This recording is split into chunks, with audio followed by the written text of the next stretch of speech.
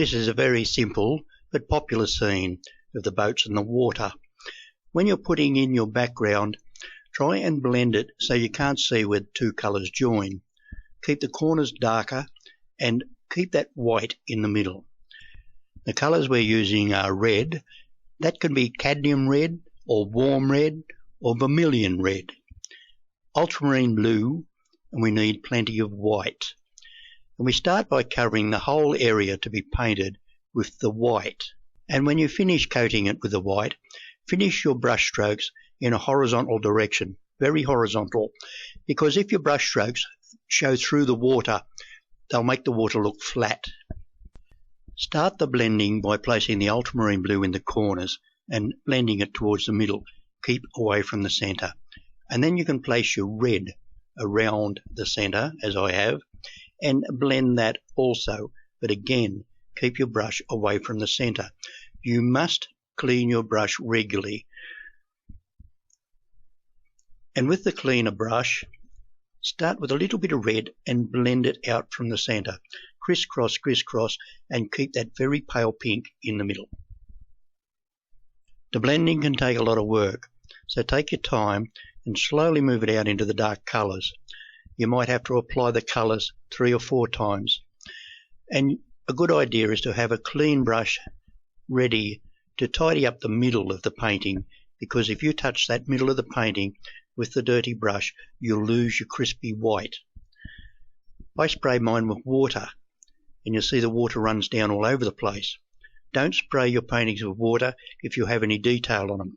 But in this case, it does make it easier to blend the paint when you're painting in acrylics and the acrylic dries as it does.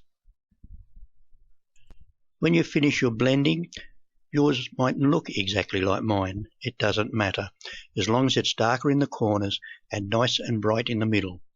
And then we find our horizon line and pull down the reflections.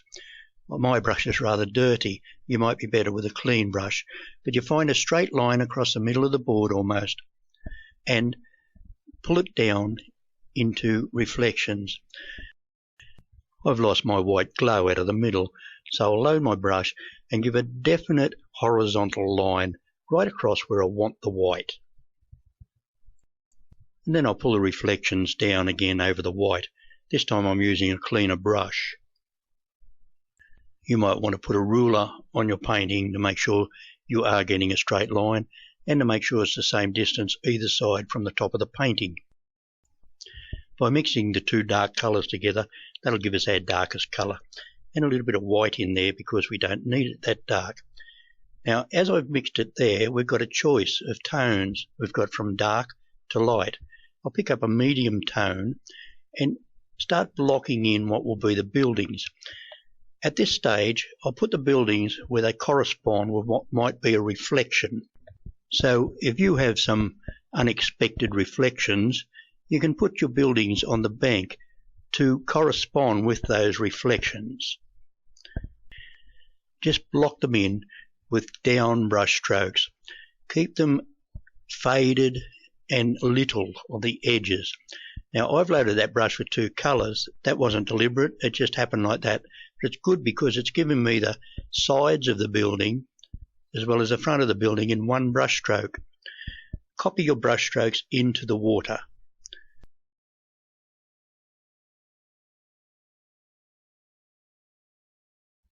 And again, on the side of your painting, don't have anything too exciting there. Don't have it dropping off.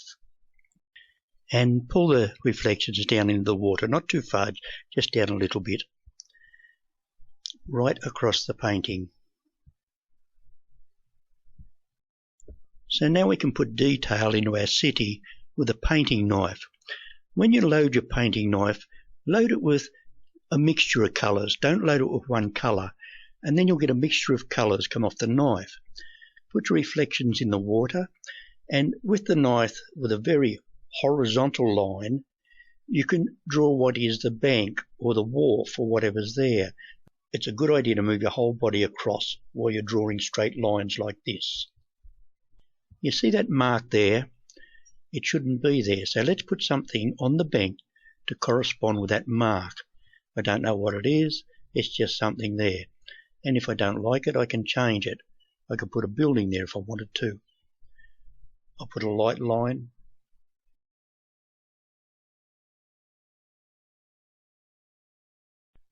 I don't know what that is. I don't like it. I'll change it into a building. That's better. And a few bits and pieces on the top of the buildings helps determine their top. If you want to put windows in, scratch them in with the tip of the knife, but I'm not going to do it. I don't think it's necessary.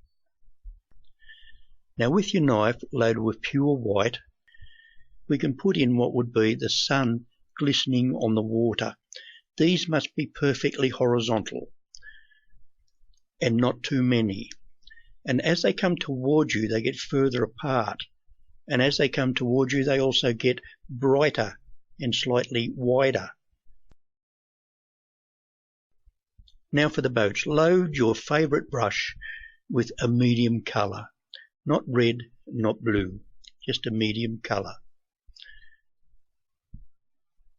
And then the knife, load it with a medium colour also. And first of all, we put in what is the mast of the boat. It will go well above the buildings because we're at ground level and the mast is close to us, and we look up through the mast to see the buildings. I've painted the reflection of the mast in there also. Then the boat is painted in with very fine little brush strokes and a reflection for the boat. It doesn't need to be dark, just a bit darker than the buildings. I think I'll put a boat over that because I don't like that mark there. And again, block in the boat. This boat is closer, so it needs to go darker. That's about the right tone. We'll leave it like that. The round brush is the only clean brush I've got, so I'll use it to pull the reflections down. Now we have to decide the arrangement. We need to balance this painting. So we'll put a boat over here somewhere. Well, that's a real red boat, but we'll see what happens.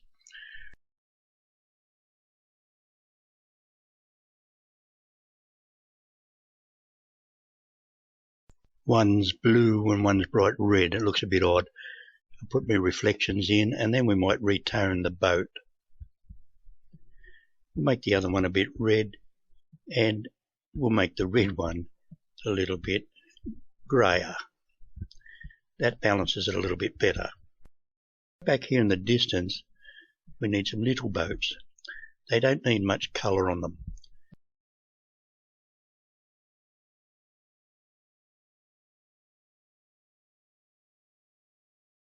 And a little one way back there. And then we need to put the masks on those little boats. That one's a bit long. I'll put ripples over it. Pick up a soft pink with your knife and detail little bits and pieces on top of the boats. You can run a line down the side of the mask and put the line in the water for the reflection too if you wish. This is the light reflecting off the edge of things. And then with pure white or a very pale pink on the edge of your knife, we'll finish off what is the sparkle in the water.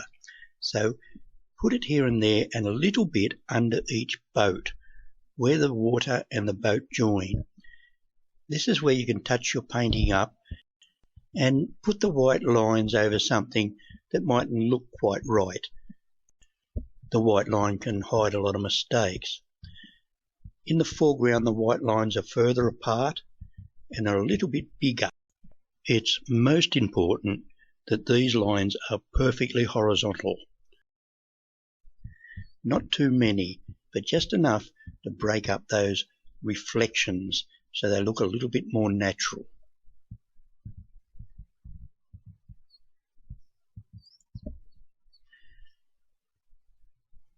Now by loading your knife very sharply on the edge, you can put in the wires on the boat. I put two wires together there. It looks a bit thick, but that's okay.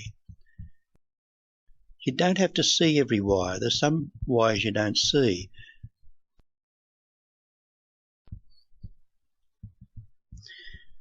I'm going to put a man on this boat. I'll paint his head and his body. You can put them in if you wish. There's a little man.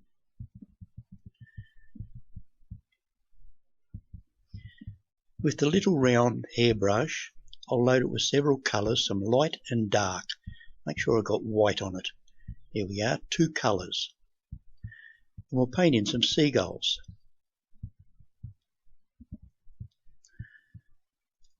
And they're an M.